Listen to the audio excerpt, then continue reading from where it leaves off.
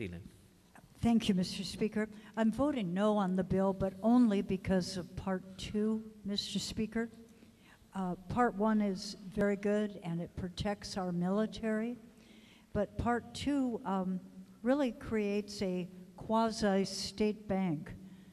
And it's of great concern to me. If you look at page 5 of the bill, it creates a mortgage loan purchase program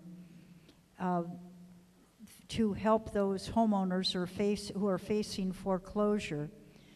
And the corporation, which is the state, extends the full faith and credit of the state to guarantee payment on the loans.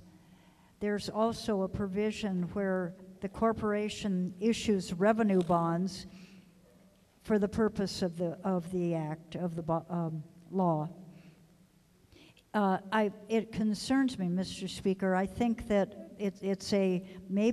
I know it's an attempt to help people save their homes, but it also then puts the state in the position of putting together revenue bonds that are backed by defaulted mortgages. It isn't, I think, a very financially sound way to proceed. Thank you. I'm sorry, Mr. Speaker. The main thing, it imposes fees and basically punishments on our local banks, which were not the banks that were causing the problems. And they're the ones that are really going to be penalized under this.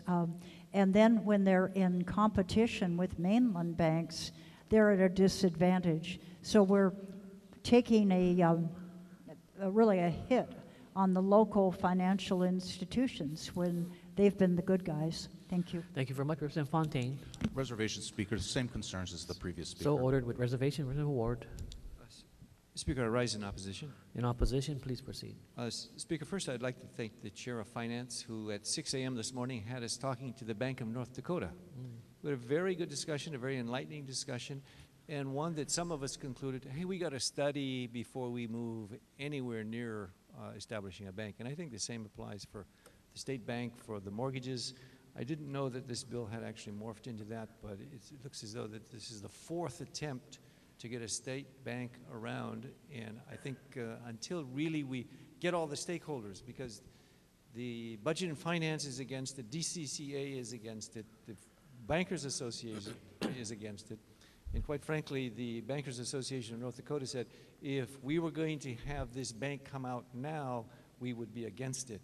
So there's a lot of discussion and stakeholder massaging that needs to be done here, Speaker. Thank you very much for your no vote. Representative Ching. Thank you. No vote with the words of the minority leader and the representative of Kailua entered as my own. So ordered. Similar concerns.